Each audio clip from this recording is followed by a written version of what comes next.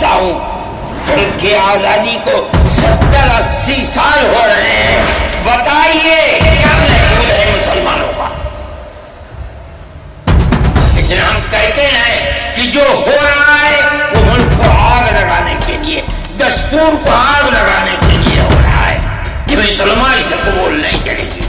اگر جمعیت علماء نے اس بدترین حکومت جو یہ کہتی تھی کہ ہماری حکومت میں سورج نہیں ڈوبتا، جمعیت علماء نے کبھی اس کے سامنے سر نہیں جھکایا، اس کے بعد ہم کس کے سامنے سر جھکائیں گے؟ آپ نے اس سیاست کو اختیار کیا۔ آپ 2 الیکشن پہلے دیکھیے کس قوت کے ساتھ بی جے پی آئی تھی۔ آپ نے جس پالیسی کو اختیار کیا، سیکولرزم کو آگ لگانی چاہیے، اس کا نتیجہ اس الیکشن میں کیا ہوا؟ بی جے پی ہار گئی۔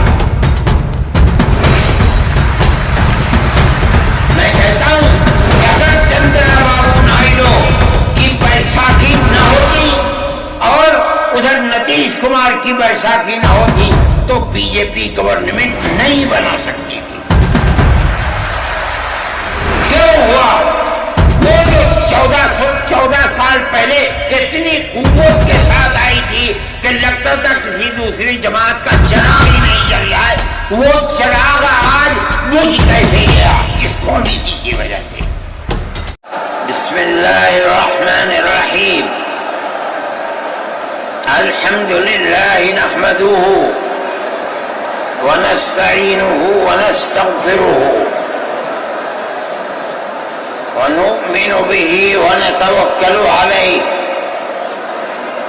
ونعوذ باللہ من شرور انفسنا ومن سیئات اعمالنا، من يهده الله فلا مضل له ومن يضلله فلا هادي له، ونشهد أن لا إله إلا الله وحده لا شريك له، ونشهد أن سيدنا ومولانا محمدا عبده ورسوله،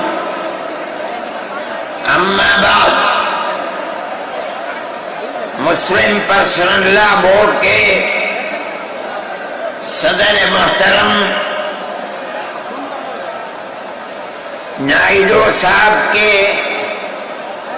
نائب صدر اور ہمارے مہدی صاحب، دوسرے حضرات جو یہاں بیٹھے ہوئے ہیں، اور یہ جمع غفیر لاکھوں آدمی جو آئے ہیں جمعیت علماء کی دعوت پر، میں جمعیت علماء کے ان ورکرز اور آئے ہوئے مہمانوں کا دل کی گہرائیوں سے شکریہ ادا کرتا ہوں۔ جن لوگوں نے جمعیت علماء ہند کی دعوت پر اپنے احباب کو جمع کیا اور اپنے خرچ سے جمعیت علماء کا 1 پیسہ کیا پھوکی کوڑی بھی نہیں لگی، آپ ہی لوگ کروڑوں روپیہ خرچ کر کے اپنی بسوں کا خود ہی انتظام کر کے یہاں تشریف لائے دعوت پر اور آ کر بیٹھے۔ جمعیت علماء ہند کے خدام کے دل میں اس کی بڑی قدر ہے۔ اللہ آپ حضرات کو اس کا بہتر بدلہ عطا فرمائے۔ میرے محترم بزرگوں، آج ہی کا مسئلہ یہ نہیں ہے۔ جمعیت علماء ہند کی ایک تاریخ ہے، اور ایسی تاریخ ہے اپنے اس ملک کے لیے جو کسی دوسری ہندو مسلم پارٹی کے پاس نہیں ہے. علماء نے اس ملک کی آزادی کے لیے اگر آپ ان کی تاریخ کو پڑھیں گے تو آپ کو اندازہ ہوگا کہ ان کی اس ملک کی آزادی کے لیے قربانیاں 150 سالہ قربانیاں ہیں. کوئی اس ملک کے اندر ہندو مسلم ایسی پارٹی نہیں ہے جس کی تاریخ ایسی قربانیوں کی تاریخ ہو. حضرت شاہ عبدالعزیز صاحب محدث دہلوی نے 1803 میں آواز بلند کی تھی کہ ہمارا ملک غلام ہو گیا. اس غلام ملک کو آزاد کرانا اس ملک میں بسنے والے ہر مسلمان اور ہر شخص کا فرض ہے. کوئی مائی کا لال نہیں تھا جو انگریز کی طاقت کے سامنے آزادی ملک کا نعرہ بلند کر سکتا. ایک مسلمان عالم دین نے اسی دلی کے اندر اس نعرے کو بلند کیا. اس کی جائیداد قلف کر لی گئی, اس کے مدرسے کو دفن کر دیا گیا, اس کو دلی بدر کر دیا گیا. لیکن یہ مسلمان ایسے نہیں تھے جو کسی ملک کے پیسے یا اس کی سطوت اور اس کی طاقت کے سامنے سر جھکا دیتے. جو انہوں نے اپنا موقف اختیار کیا تھا پتھر کی چٹان کی طرح, اسی طرح اس موقف کے اوپر کھڑے رہے. سب سے پہلا جہاد سن 1932 کے اندر ہوا. ہندوستانی لوگ تو جانتے بھی نہیں, اور اس کے اندر لوگ مر گئے, ختم ہو گئے. شاہ عبدالعزیز صاحب کے رشتے کے, ان کے قریب, ان کے اولاد میں شاہ اسماعیل شہید اور رائے بریلی کے شاہ احمد شہید, دونوں کے دونوں ختم ہو گئے, شہید ہو گئے بالا کوٹ کے میدان میں. لیکن پیچھے نہیں ہٹے. وہ لوگ جو بچ کر آئے تھے سن 1857 میں پھر جہاد کر لیا, اور اس کے اندر صرف اسی دلی کے اندر 33,000 مسلمان شہید کیے گئے, اور لال قلعے سے لے کر جامع مسجد تک درختوں کے اوپر ان کی لاشوں کو لٹکا دیا گیا. یہ مسلمان کی تاریخ ہے, علماء کی تاریخ ہے.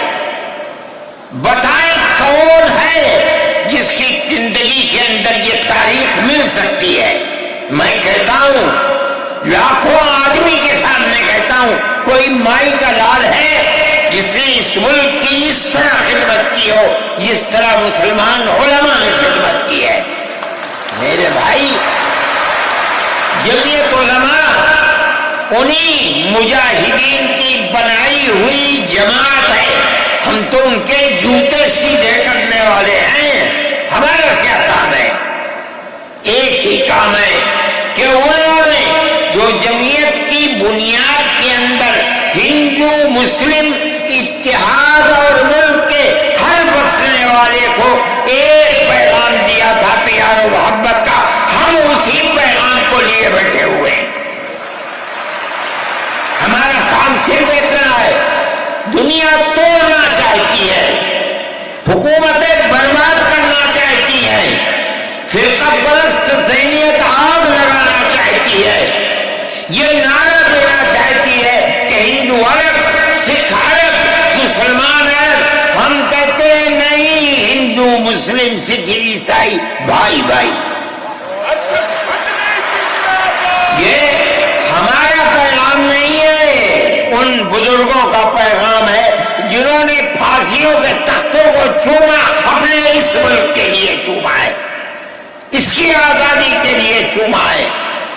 اس ملک کے اندر یگانگت اتحاد جس کو آج آگ لگایا جا رہا ہے، ہمارے بزرگوں نے اسی اتحاد کے لیے اپنی قیمتی جانوں کو قربان کیا ہے، اور ان کا مقصد یہ تھا کہ ملک آزاد ہو جائے، حکومت ایسی بننی چاہیے جو حکومت سیکولر حکومت ہو، کسی کا حق نہ جائے۔ کانگریس اس لیے نہیں بنی تھی، یہ 1803 کی آواز ہے کہ ملک غلام ہو گیا، جہاد کرنا فرض ہے۔ کانگریس کا تو وجود بھی نہیں تھا، کانگریس تو 28 دسمبر 1985 کو بنی ہے، اور اس کا پہلا اجلاس بمبئی کے اندر ہوا ہے۔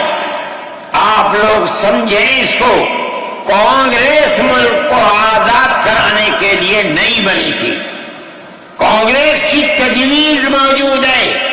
وہ کہتے ہیں کہ ہندو مسلم ملک کے بسنے والوں کی اس جنگ و جدال سے دو جہاد، سن 32 کا 1857 کا، اس جہاد کے نتیجے میں جو برطانیہ کی حکومت اور ہندوستان کی حکومت میں دوری پیدا ہو گئی ہے، کانگریس کا مقصد تھا کہ اس دوری کو ختم کر دیا جائے، ملک کو اپنے گردن سے زنجیر غلامی کی نکال کر توڑ دیا جائے۔ کانگریس کا مقصد نہیں تھا۔ میں آپ سے کہتا ہوں یہ بات ہے اور کانگریس کی تجویز میں موجود ہے، کوئی اس کی تردید نہیں کر سکتا۔ کسی نے حضرت گنگوہی رحمت اللہ علیہ سے پوچھا کہ ایک جماعت بنی ہے جو ہندوؤں نے بنائی ہے انگریز کے ساتھ مل کر، کیا مسلمان اس جماعت میں شریک ہو سکتا ہے؟ حضرت نے فتویٰ دیا اور یہ کہا کہ جس طرح اپنے کاروبار میں ہندو مسلمان شریک ہو سکتا ہے، اسی طرح اس پارٹی کے اندر بھی ہندو مسلمان شریک ہو سکتا ہے، بشرطے کہ دین کو کوئی نقصان نہ پہنچے۔ اس فتوے کا نام ہے نصرت الابرار، جو پرانی مکتبیں ہیں، لائبریریاں ہیں، یہ آج بھی وہاں موجود ہے۔ یہ صرف فتویٰ نہیں ہے، یہ اس لیے ہے کہ یہ اشارہ ہے کہ مسلمانوں کو کانگریس کے ساتھ شریک ہونا چاہیے اور کانگریس کے اس نظریے کو بدلنا چاہیے۔ کانگریس کے اندر مستقل غلامی کی زنجیر کو توڑنے کے لیے اور انگریز کے ساتھ جہاد کرنے کے لیے تیار کرنا چاہیے۔ مسلمان جوخ در جوخ اس کے اندر شریک ہوئے، کانگریس کے اس نظریے کو بدل دیا اور کانگریس کو ملک کی آزادی کے لیے کھڑا کر دیا۔ یہ مسلمان کا، علماء کا، جمعیت علماء کا کردار ہے۔ کوئی مانے نہ مانے، تاریخ میں لکھی ہوئی چیزیں ہیں، ہم سے پوچھے ہم وہ تاریخ کی لکھی ہوئی چیزیں لیں گے۔ ہماری تاریخ کو مٹا دیا گیا۔ وہ طبقہ جو آج ملک کے اندر اسلام اور مسلمانوں کو دفن کرنا چاہتا ہے، وہ ہماری تاریخ کو دفن کرنے کے اندر کامیاب ہو گیا، مگر ہم کہتے ہیں یہ ہماری تاریخ ہے۔ میرے بھائی، ملک اسی طرح چلتا رہا، جیسے جیسے آزادی قریب آتی رہی، جمعیت علماء ہند وہ تنہا ایک جماعت تھی جو برابر موتی لال نہرو، جواہر لال نہرو، گاندھی جی سے یہ بات کہتی رہی کہ ہمیں ضمانت دو، ہم 143 سال ہیں ہماری زندگی، جہاد کی زندگی، ہمیں یہ ضمانت دو کہ ملک آزاد ہوگا تو اس کا کردار سیکولر کردار ہوگا، دستور سیکولر دستور ہوگا، جس کے اندر کر ہندو، مسلمان، سکھ، پارسی، عیسائی ہر ایک کو اپنے مذہب کے ساتھ جینے کا حق ہوگا اور حکومت کا کوئی مذہب نہیں ہوگا۔ ہمارے پاس تجویزیں موجود ہیں، برابر ہمیں مفتی کفایت اللہ صاحب جو جمعیت علماء کے اس وقت صدر تھے، نام لے کر ان کے پاس موتی لال نہرو، گاندھی جی، یہ لوگ اپنی ورکنگ کمیٹیوں کی تجاویز بھیجتے ہیں، مفتی صاحب کرم فرما، مفتی صاحب یہ ہے کہ ہمارا ملک جب آزاد ہوگا ہم گارنٹی دیتے ہیں کہ ملک سیکولر ملک ہوگا۔ اس کا کیا مطلب ہے؟ ہمارا کردار، ہمارا مذہب، ہمارا وقت، ہر چیز آزاد رہے گا، مسلمان جس طرح چاہے گا اپنی زندگی گزارے گا، اپنے مذہب کو سینے سے لگا کر زندگی گزارے گا۔ میں یہ بات صرف ہوائی نہیں کہہ رہا ہوں، آپ غور سے اس تحریر کا ایک ایک لفظ سنیں۔ ہری پور ضلع سورت کا اجلاس عام جو 19، 20، 21 فروری 1938 میں 47 میں ملک آزاد ہوا، یہ اجلاس 1938 میں، اس سے بھی 9 سال پہلے، یعنی آج کے مقابلے میں 80 سال پہلے یہ اجلاس ہوا تھا۔ اس کے اندر تجویز دیکھیے آپ، ورکنگ کمیٹی نے 1937 میں اپنی کلکتے کی میٹنگ میں اقلیتوں کے حقوق پر 2 تجویز پاس کی تھی، اسے یہ کانگریس منظور کرتی ہے، اس وقت کی بات ہے، اور نئے سرے سے اعلان کرتی ہے کہ ہندوستان کی اقلیتوں کے تمدنی، مذہبی اور لسانی حقوق کی حفاظت کرنا کانگریس کا پہلا فرض اور بنیادی پالیسی ہے، تاکہ حکومت کی کسی بھی ایسی اسکیم میں جس میں کانگریس شریک ہو، اقلیتوں کو ترقی اور نشو و نما کا زیادہ سے زیادہ موقع مل سکے۔ آپ الفاظ پر غور کیجئے، اور وہ قوم کی سیاسی، اقتصادی اور کلچرل زندگی میں پورا حصہ لے سکے۔ اس کے بعد اس بنیاد پر مسلمانوں کو مطمئن رہنا چاہیے کہ آزاد ہندوستان کی حکومت میں ان کا مذہبی فرائض، اذان، نماز، جمعہ، عید، روزہ، حج، زکوٰۃ، مذہبی تبلیغ، مساجد، مقابر، قربانی، مذہبی جلوس، مذہبی جلسے وغیرہ جملہ مذہبی رسوم اور مذہبی ادارے محفوظ ہوں گے، اور اسی طرح ان کی تہذیب و تمدن، ان کے تعلیمی ادارے، خانقاہیں، امام باڑے، عیدگاہیں، تکیے، کربلائیں، آثار قدیمہ، اوقاف وغیرہ سب محفوظ ہوں گے، اور اسی طرح ان کی زبان، ان کی شاعری، رسم الخط وغیرہ سب کے سب آزاد اور محفوظ ہوں گے، کسی پر کوئی رکاوٹ اور قید نہ ہوگی۔ جو میں آپ سے کہہ رہا ہوں، آپ دیکھیے یو پی کانگریس کا شائع کردہ election board National Herald press Lucknow 1946 کے اندر، شاید 10 فروری میں نے نقل کیا ہے، وہ مٹا ہوا تھا، اس کے اندر یہ بلیٹن شائع ہوا ہے۔ میں کہتا ہوں کہ ہندوستان کی جمعیت علماء کے بار بار کھچوٹے لگانے پر وعدہ کرو کہ ملک سیکولر ملک ہے، وہ وعدہ کرتے چلتے ہیں۔ میں آج آپ سے پوچھتا ہوں کہ اس میں سب سے پہلی چیز ہے کہ مسلمانوں کا مذہب اور مذہبی فرائض محفوظ رہیں گے۔ آج میں پوچھتا ہوں، ملک کی آزادی کو 70-80 سال ہو رہے ہیں، بتائیے کیا محفوظ ہے مسلمانوں کا؟ آپ مذہب محفوظ ہے مسلمانوں کا؟ کیا آپ نے مسلمان مذہب کا مسئلہ قرآن و حدیث سے ثابت ہے؟ آپ جو کچھ کر سکتے تھے آپ نے نکاح اور طلاق کے اندر کر دیا، مذہب کا محفوظ ہے؟ آپ کی حکومت اتراکھنڈ میں ہے، آپ یکساں سول کوڈ، یعنی کوئی تعلق مسلمان کا مذہب سے نہیں ہوگا، گورنمنٹ جو قائم کرے گی اس کے اوپر مسلمان کو چلنا ہوگا۔ کہاں کا سیکولرزم ہے؟ کیا مسلمان اس پر اطمینان کر سکتا ہے؟ آپ کی زندگی اور آپ کی حکومت کا بنیادی ناپاک پتھر یہ ہے کہ مسلمان کو اپنے مذہب سے آپ دور کر لیں۔ کیا آپ اسے قبول کریں گے؟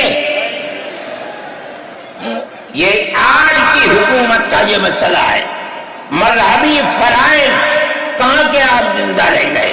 آج آپ نے مسئلہ بنایا ہے کہ اتراکھنڈ کی ریاست اور شہروں کے اندر مسلمان جو 50 سال سے آباد ہے، آباد بھی نہیں رہ سکے گا۔ یہ آپ کا کردار ہے، یہ تصویر ہے اور ناپاک تصویر ہے، ہم کہتے ہیں۔ اس تصویر کو آپ پیش کر رہے ہیں، یہ تصویر سیکولر دستور کی تصویر نہیں ہے۔ ہمارا آج کا یہ کنونشن سیکولر دستور کی حفاظت کے لیے ہے۔ کہاں ہے یہ؟ کیا کر رہے ہو؟ اس ملک کو، ملک میں رہنے والوں کے لیے جہنم بنا رہے ہو۔ جمعیت علماء اس کو قبول نہیں کرتی۔ ہم تو کہہ رہے ہیں اس بات کو، کسی کی زبان اٹھتی ہو یا نہ اٹھتی ہو، لیکن ہم کہتے ہیں کہ جو ہو رہا ہے وہ ملک کو آگ لگانے کے لیے، دستور کو آگ لگانے کے لیے ہو رہا ہے۔ جمعیت علماء اسے قبول نہیں کرے گی۔ اگر جمعیت علماء نے اس بدترین حکومت جو یہ کہتی تھی کہ ہماری حکومت میں سورج نہیں ڈوبتا، جمعیت علماء نے کبھی اس کے سامنے سر نہیں جھکایا، اس کے بعد ہم کس کے سامنے سر جھکائیں گے؟ ہمارا سر صرف ایک اللہ کے سامنے جھکتا ہے اور کسی کے سامنے نہیں جھکتا۔ میرے بھائی، آپ ایک اس کو لیتے ہیں، میں کہتا ہوں تو بیٹھا، آپ کیا کہتے ہیں؟ اس کے اندر جہاں ہے وہاں اسی طریقے سے اوقاف وغیرہ سب محفوظ ہوں گے۔ اوقاف محفوظ ہیں، یہ آپ کے سامنے حضرت مولانا بیٹھے ہوئے ہیں، تقریر کی ہے۔ اوقاف کو ہڑپنا چاہتے ہیں۔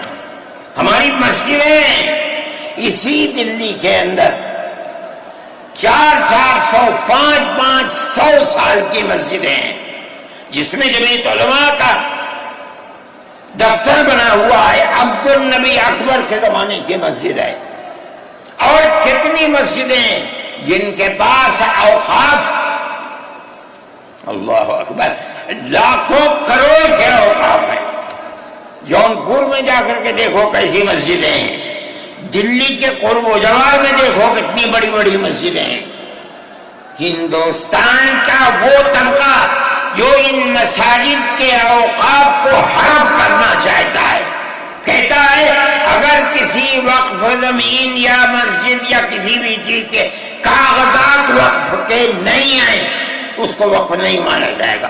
کون 500 سال پرانے کاغذات لا کر کے پیش کر دے گا؟ قانون یہ تھا کہ جو مسجد بنی ہے، جو وقف پر بنتی ہے وہ وقف ہے۔ آپ کو کیا درد ہے کہ آپ اس اوقاف کو وقف کو ختم کرتے ہیں؟ اس کا مطلب ہے مسلمانوں کی زمین کو ہڑپ کرنا چاہتے ہو، حرام کھانا چاہتے ہو، اس لیے ان اوقاف کو ہڑپ کرنا چاہتے ہو۔ ہم اس کو قبول نہیں کرتے۔ اوقاف ہمارے آباء و اللہ کی ملکیت میں لیے ہوئے ہیں، مسجدیں بنی ہوئی ہیں، آپ ان کی حفاظت کیجیے، اس لیے کہ ہم اس ملک کے رہنے والے ہیں، ہم باہر سے آئے ہوئے نہیں ہیں۔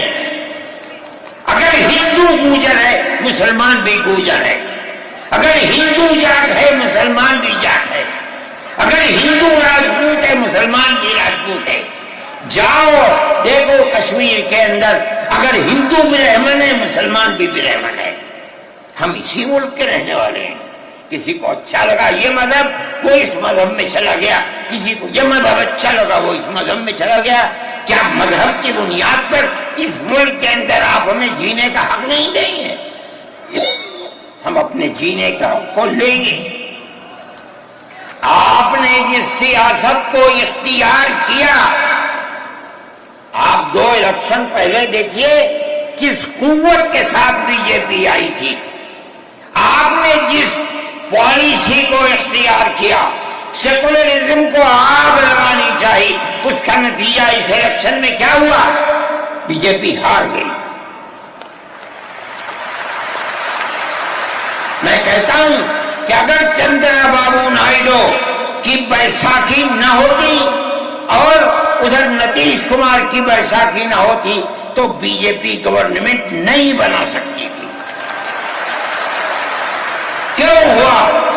وہ جو 14 سال پہلے اتنی قوت کے ساتھ آئی تھی کہ لگتا تھا کسی دوسری جماعت کا چراغ ہی نہیں جل رہا ہے، وہ چراغ آج بجھ کیسے گیا؟ اس پالیسی کی وجہ سے۔ ملک کی پالیسی اگر بھائی بھائی کی ہوگی ملک زندہ رہے گا۔ ایک باپ کی اولاد 5 4 3 اگر پیار و محبت کے ساتھ رہیں گے وہ گھر آباد رہے گا، اگر دشمنی ہوگی سب برباد ہو جائیں گے۔ ہماری یہ پالیسی ہے کہ ہندو مسلمان سکھ عیسائی سب ایک دوسرے کے ساتھ بھائی بھائی ہیں۔ آپ اس پالیسی کو کیوں مخالفت کرتے ہیں؟ ہم اسی طرح چلتے ہیں۔ جمعیت علماء ہند کا یہی کردار ہے، جمعیت علماء ہند آج بھی یہی کرتی ہے۔ میں نے ابھی چند مہینے ہوئے میوات کے اندر لوگ لٹ گئے، پس گئے، ان کو جمع کیا، ہم نے ان سب کو 1 لاکھ یا 2 لاکھ روپئے دیے جا کر کے، مسلمان بھی تھے ہندو بھی تھے، ہم نے ان کو دیا، وہ خوش ہو گئے۔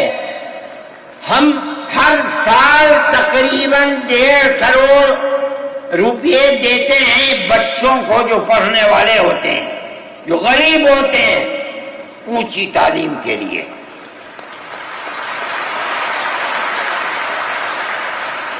اس کے اندر مسلمان بچے بھی ہوتے ہیں، ہندو بچے بھی ہوتے ہیں۔ جمعیت علماء ہر ایک کی مدد کرتی ہے، پڑھیں، ملک کے لیے کام کریں۔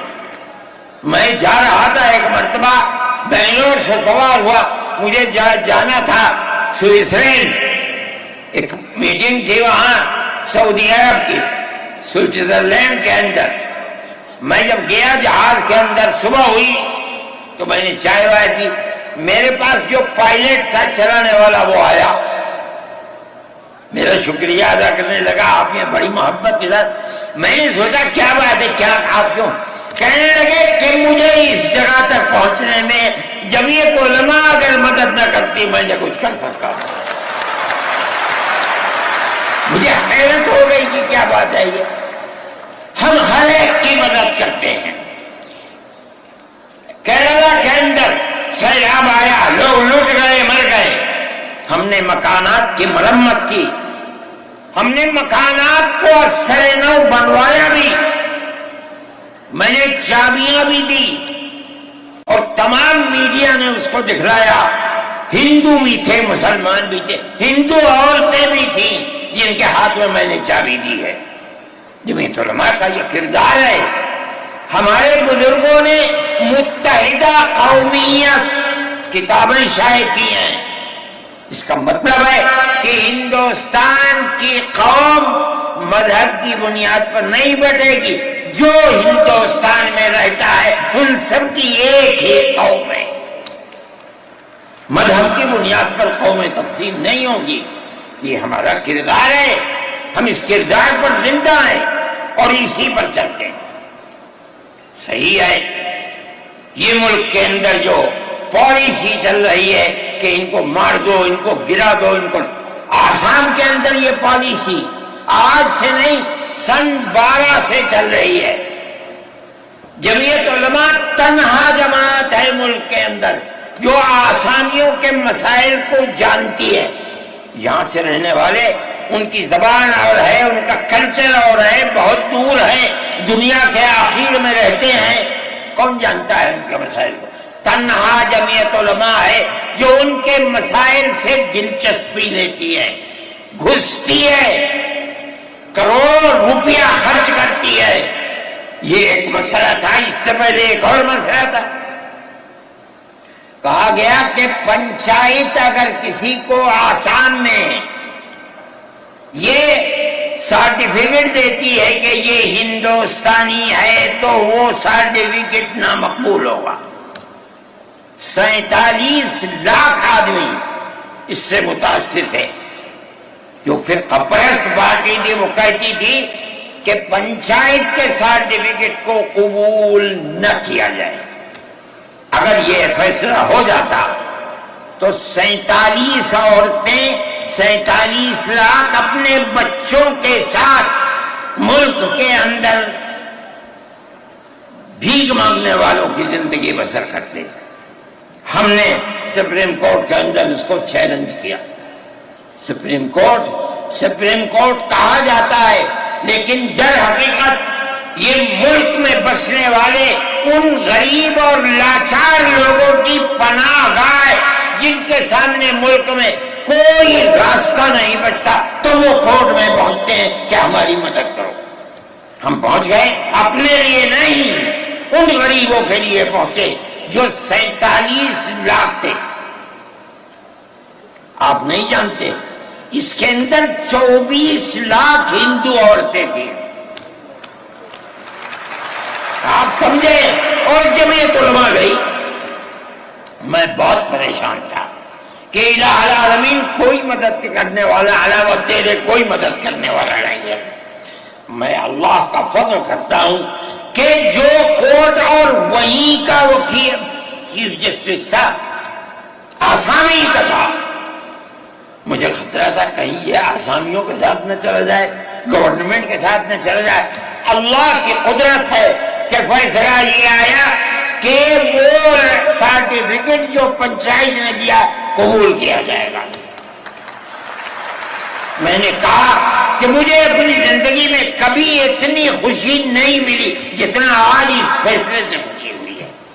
کیوں؟ صرف مسلمان کے لیے نہیں، یہ ہمارا کردار ہے جو ہمیں اپنے بزرگوں سے ملا ہے، جو جمعیت علماء کی اساس ہے، جو ان کا کردار تھا.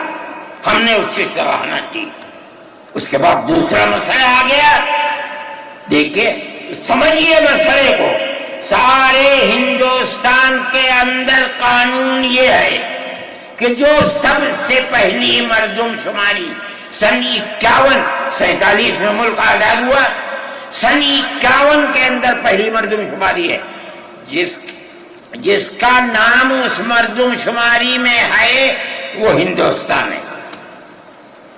جس کا نام اس مردم شماری میں نہیں ہے، اگر دوسری مردم شماری میں وہ کہیں سے آ کر بسا اور اپنا نام لایا، وہ ہندوستانی نہیں.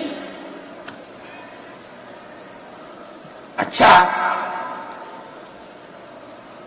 پاکستان ایک مغربی پاکستان تھا، ایک مشرقی پاکستان تھا. اندرا جی نے اپنے زمانے کے اندر تمام جھگڑوں کو ختم کرنے کے لیے مغربی پاکستان کو الگ، مشرقی پاکستان کو الگ کیا. جنگ ہوئی، مشرقی پاکستان ٹوٹ گیا اور بنگلہ دیش بن گیا. اس وقت بہت بڑی بمباری ہوئی دونوں ملکوں کے اندر. ادھر کے لوگ ادھر، ادھر کے لوگ ادھر، سب لوگ بیٹھے راجیو بیٹھے، بی جے پی بیٹھی، جو وہاں کی پارٹیاں تھیں صوبائی وہ بیٹھی، اور سب نے بیٹھ کر طے کیا کہ آسام کے اندر ہندوستانی ہونے کی دلیل سن 71 کی مردم شماری ہوگی، سارے ملک سے الگ۔ سارے ملک میں مردم شماری میں ہندوستانی ہونے کے لیے 51 کی ہے، مگر سب پارٹیوں کے دستخط ہیں اس کے اوپر۔ آسام کے اندر 51 نہیں 71 ہوگی۔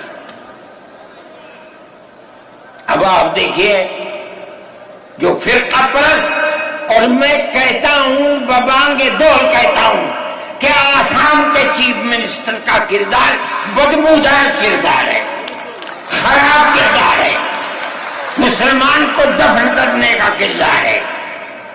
وہ یہ کہتا ہے کہ آسام کے سوا آسام کے اندر مردم شماری 71 نہیں، جیسے سارے ہندوستان میں 51 ہے، اسی طرح آسام کے اندر بھی 51 ہوگی۔ آپ سمجھتے ہیں اس کا اثر؟ آج اس کا اثر یہ ہوگا کہ اگر 71 ٹوٹ جائے اور 51 پر آ جائے تو آسام کے اندر 1.5 کروڑ بچے اور بڑے سب ہندوستان سے باہر ہو جائیں۔ کہاں جائیں گے؟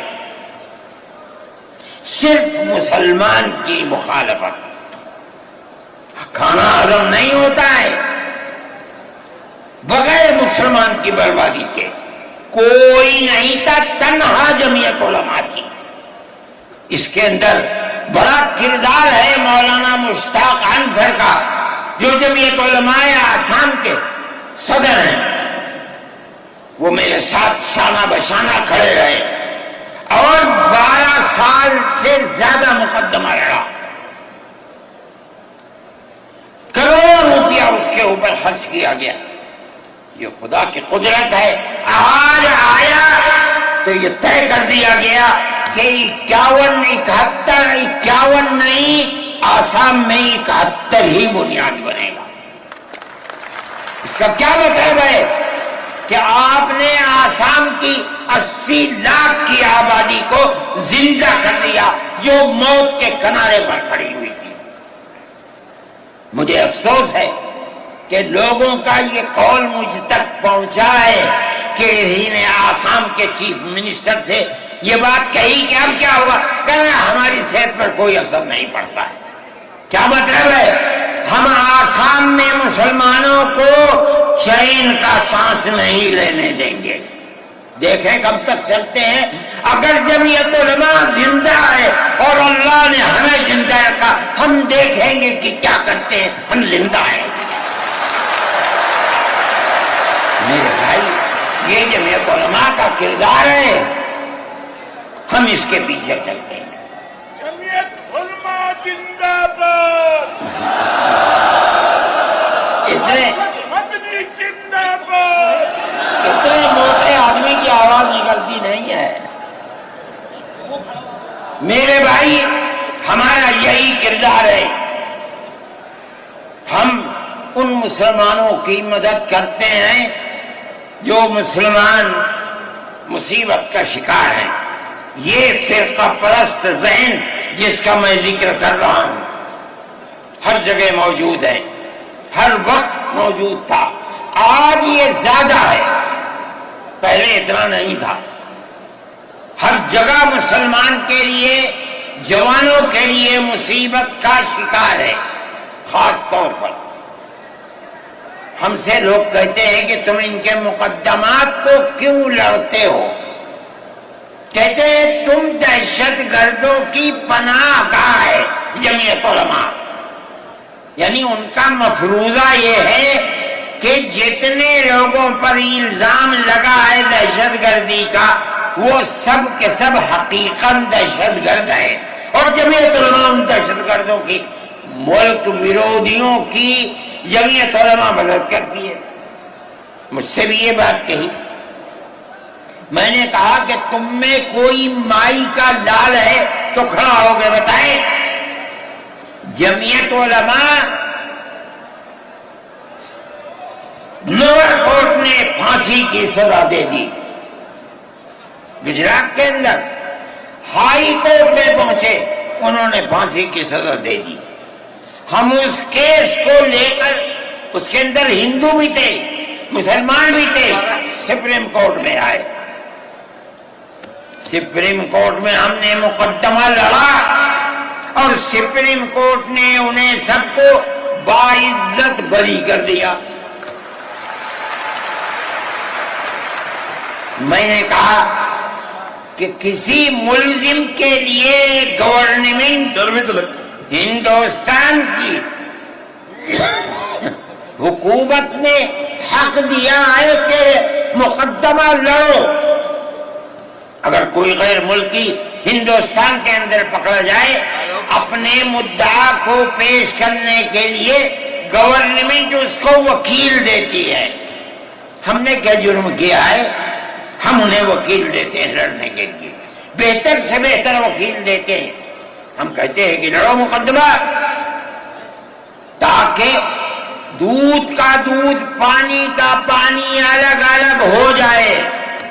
مقدمہ لڑے اور سپریم کورٹ کہتی ہے کہ جھوٹا الزام تھا، جھوٹ ہے، جھوٹ ہے، جھوٹ ہے۔ ملک کے اندر فرقہ پرستی ہے، دشمنی ہے، ہر طبقے کے اندر ہے۔ کوئی بھی طبقہ، پولیس کا ہو، انتظامیہ کا ہو، کسی کے اوپر جو چاہے الزام لگا دے۔ جمعیت علماء آج بھی جو کیس لڑ رہی ہے، 1050 کیس ہیں جو lower court, high court, supreme court کے اندر لڑ رہی ہے۔ 1050 کیس ہیں اور اس کے اندر 850 ملزم ہیں۔ ہم لڑتے ہیں مقدمہ، ہم یہ سمجھتے ہیں کہ آپ جس کو ہائی کورٹ، سپریم کورٹ تک یہ ثابت کر دیں کہ یہ ملزم ہیں، انہوں نے دیش کے ساتھ ویرودھ کیا ہے، ثابت ہو جائے، ہمارا کوئی تعلق اس سے نہیں ہے۔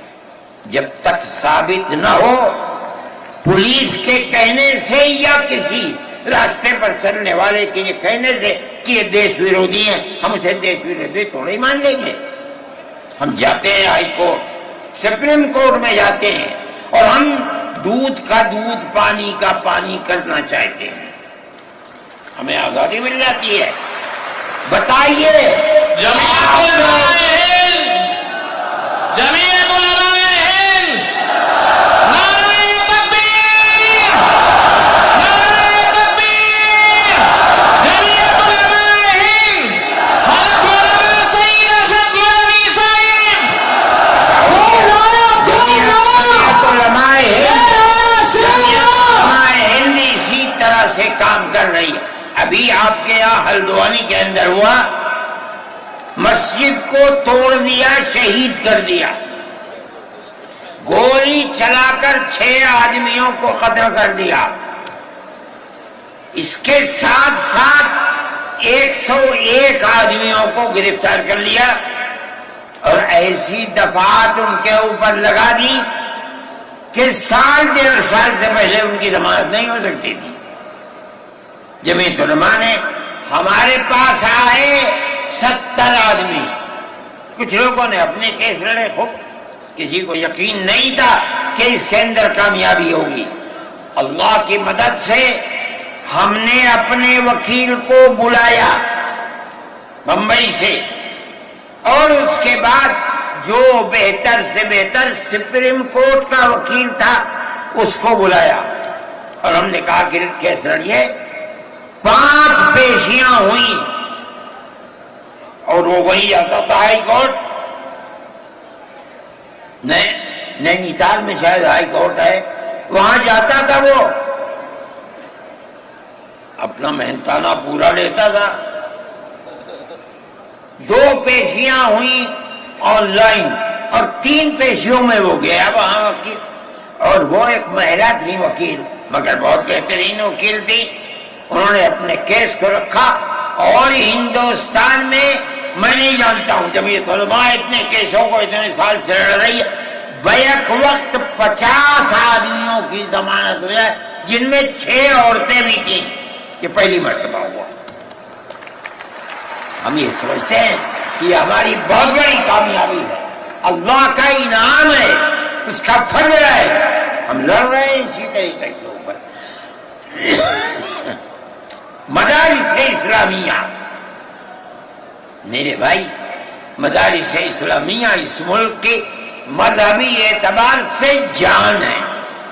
جمعیت علماء ہمیشہ سے یہ بات کہتی تھی کہ مدارس ام المدارس دارالعلوم دیوبند ہے۔ حضرت نانوتوی رحمت اللہ علیہ نے جو دستور بنایا وہ دستور یہ تھا کہ کسی گورنمنٹ سے کوئی مدد نہیں لی جائے گی۔ المؤمن ينظر بنور اللہ، یہ ان کے دل کے اندر ایک بات آئی۔ میں کہتا ہوں کہ اگر یہ بات نہ ہوتی اور حکومتوں سے پیسے لے لے کر مدارس چلتے، آج ان مدارس کی جان نکل چکی ہوتی۔ آزاد ہے مدارس، کسی گورنمنٹ کا ایک پیسہ ہمارے پاس نہیں ہے۔ مسلمان رکشہ چلانے والا، مزدوری کرنے والا، دولت مند، کاروبار کرنے والا، ہر مدرسہ ایک ہاتھ سے دیتا ہے، دوسرے ہاتھ کو پتہ نہیں چلتا۔ اللہ کا فضل ہے، اسی طرح مدارس دین کی خدمت کر رہے ہیں۔ ہم یہ سمجھتے ہیں کہ دین کی بقا ہندوستان کے اندر، اس کے اندر بنیادی کردار مدارس اسلامیہ کا ہے۔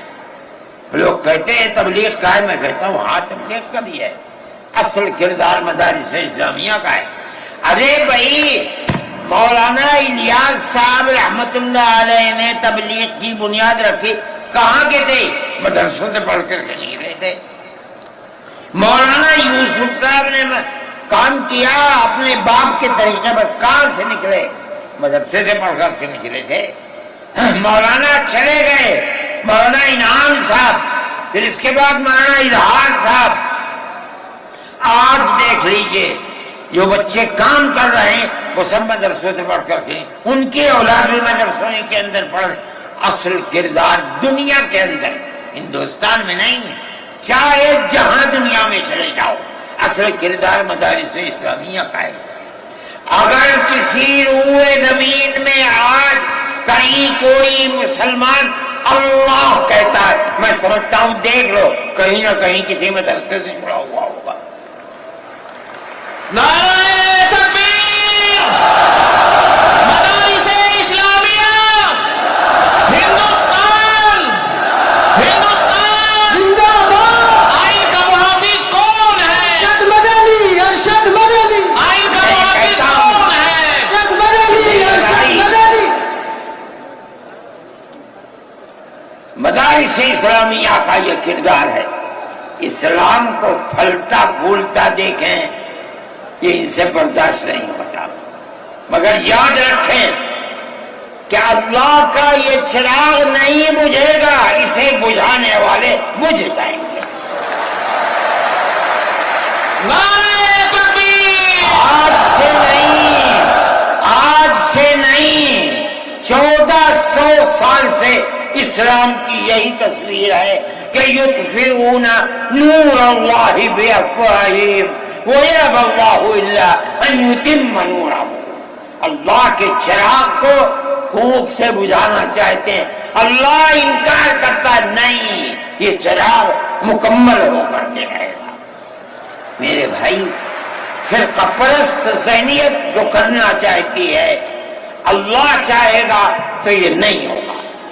مسلمان اسی ماحول کے اندر زندہ ہے، زندہ رہے گا، اور اسی طرح اس ملک کے اندر اسلام کا، اس ملک کے اندر بھی اسلام کا چراغ چلتا رہے گا۔ میرے بھائی، میں یہ باتیں اس لیے کہہ رہا ہوں کہ آپ کے اندر حوصلہ ہونا چاہیے، لیکن امن و امان کو مت جانے دیجیے۔ مسلمان مر جائے ٹھیک ہے، مگر امن و امان ختم نہیں ہونا چاہیے. میں نے ٹھیک ہے اسلام کو نہیں مانتا آدمی، اللہ کو نہیں مانتا، اللہ کو برا بھلا کہتا ہے. ہمارے آقا ہمارے سر اور آنکھوں پر ان کے جوتے ہیں، ہم ان کو اللہ کے بعد دوسری شخصیت سمجھتے ہیں. جو نہیں مانتا وہ ان کو برا بھلا کہتا ہے، کہے. لیکن نقض امن کے لیے کہے، ہم یہ سمجھتے ہیں کہ ہندوستان کے قانون کے خلاف ہے. یہ فرقہ پرستی ہے کہ اس کو تو نظر بند کر دیا جائے، کسی جگہ چھپا دیا جائے، اور وہ جو احتجاج کریں ان سے جیلوں کو بھر دیا جائے. ہم سمجھتے ہیں کہ یہ خود ایسا کرنے والوں کی فرقہ پرستی ہے، ہم اس کو قبول نہیں کرتے. اس لیے میرے بھائی آنے والے دنوں کے اندر یہ بات طے ہوگی کہ اس سلسلے کے اندر کیا کیا جائے. ہم اس کو نقض امن سمجھتے ہیں. آپ ایسا کرنے والوں پر نقض امن کی بنیاد نہ بنائیں، اور وہ جو گھروں سے باہر نکلے ان پر نقض امن کی بنیاد.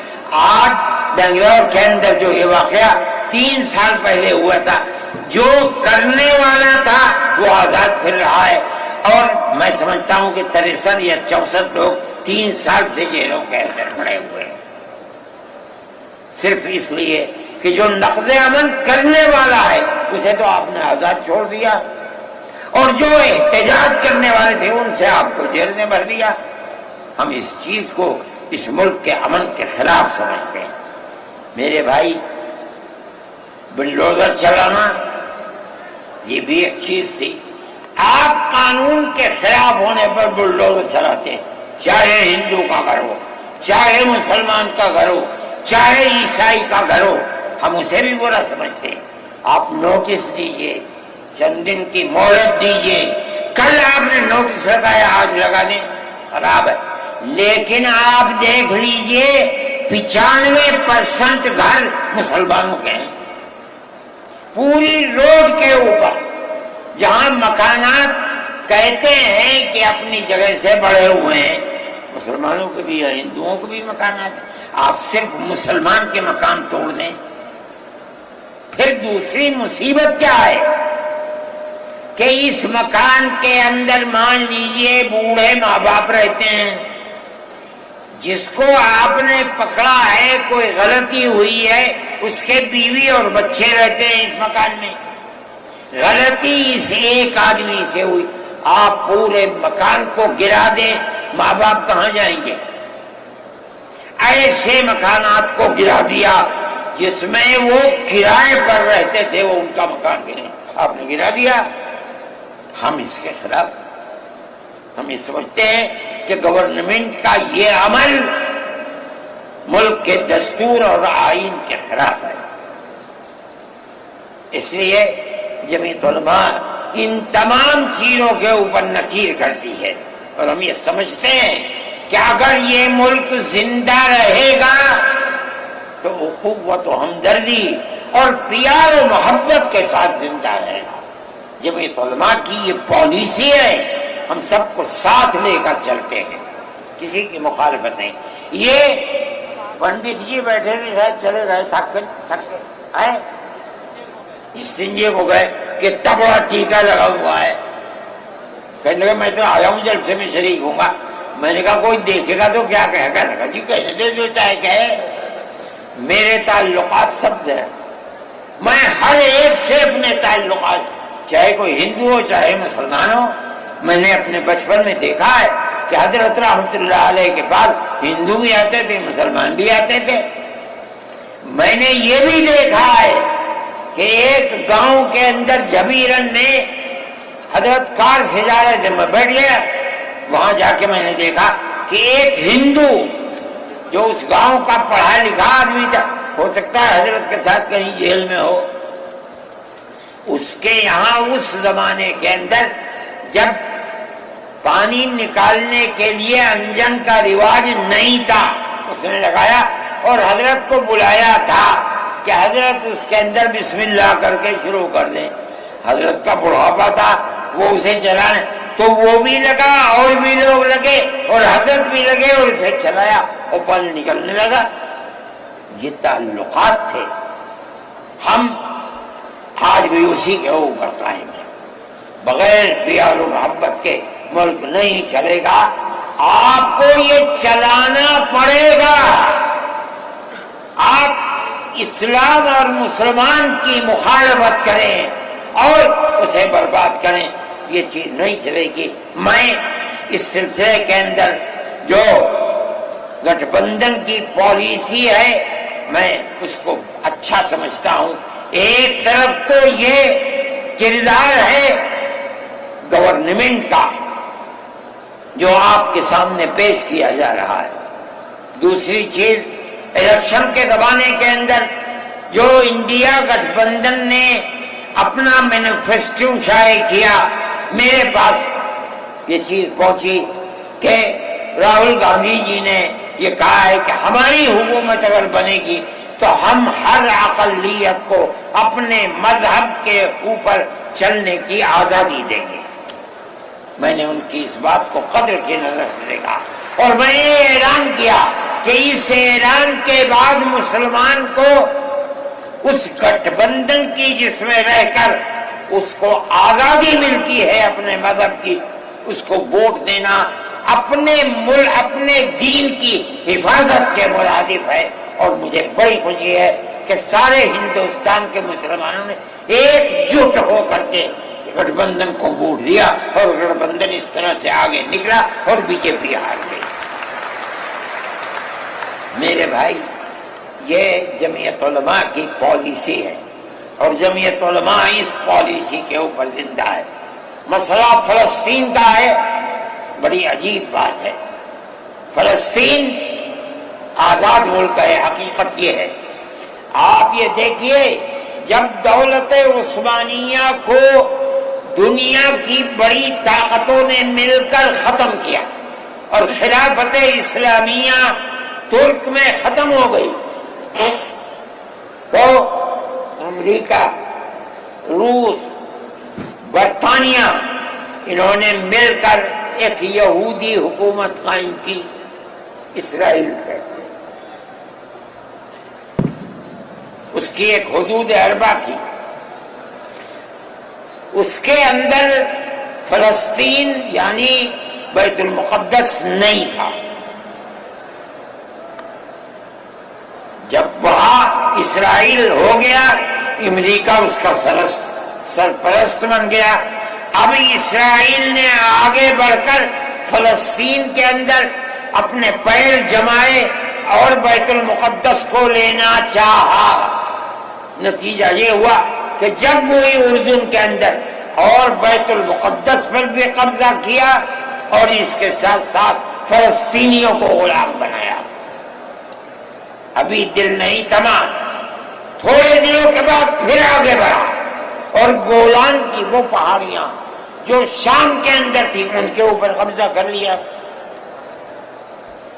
جس دن پہلا حملہ بولا فلسطینیوں نے, ہمارے ملک کے پرائم منسٹر نے یہ کہا کہ یہ دہشت گرد ہیں. مجھے بڑا افسوس ہوا کہ یہ تاریخ بھی دنیا کی نہیں جانتے. ایسا لگتا ہے جیسے انہوں نے دنیا کو دیکھا ہی نہیں. میں نے اعلان دیا, میں نے یہ کہا کہ جو یہ کہتے ہیں کہ یہ دہشت گرد ہیں, اگر یہ دہشت گرد ہیں اور غلامی کی زنجیروں کو توڑنا یہ دہشت گردی ہے, گاندھی جی بھی دہشت گرد تھے, نہرو بھی دہشت گرد تھے, ہمارے اکابر بھی دہشت گرد تھے. یہ ایسی بات ہے جس کی کوئی تعبیر نہیں ہو سکتی. اللہ کا فضل ہے, اس کے بعد سے آج تک کبھی یہ نہیں کہا گیا کہ دہشت گرد ہے. لیکن مجھے افسوس ہے, میں نہیں مانتا ہوں اس بات کو, لیکن ہندوستان کی یہ غلط پالیسی اگر ہے. میں گیا عرب, میں نے لوگوں سے سنا کہ ہندوستان کا بارود فلسطینیوں کے مارنے کے لیے اسرائیل میں ہو رہا ہے استعمال. کہنے والوں نے کہا کہ ہندوستان کے فوجی بھی اسرائیل کے ساتھ لڑ رہے ہیں. میں اس کی تصدیق نہیں کر سکا ہوں، اتنے میں بات نہیں، مگر میں یہ کہتا ہوں کہ کھل کر پالیسی ہونی چاہیے.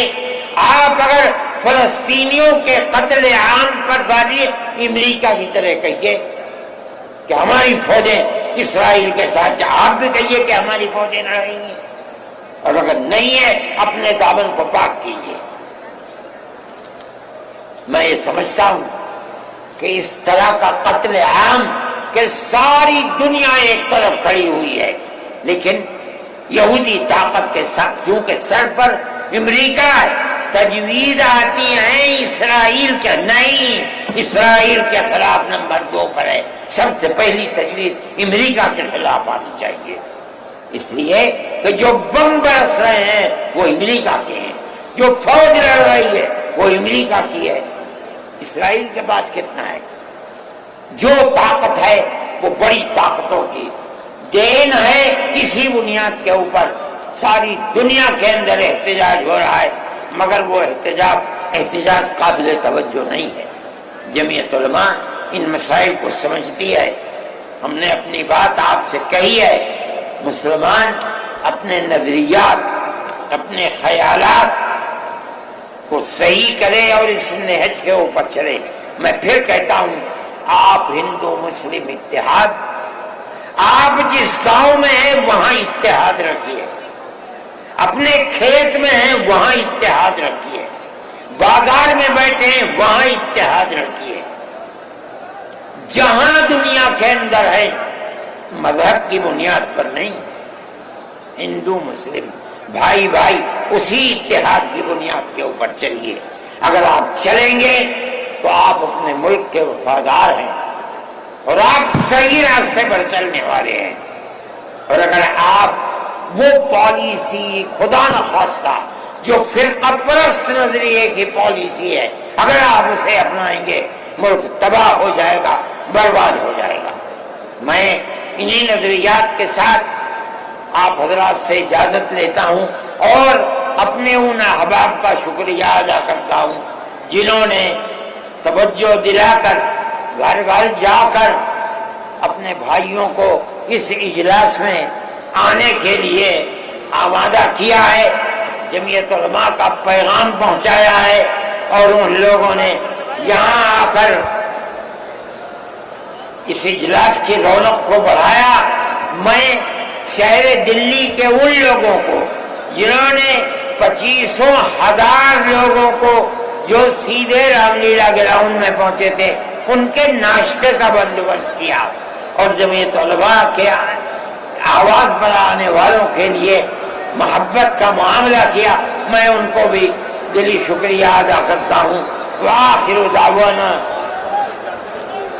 جمعیت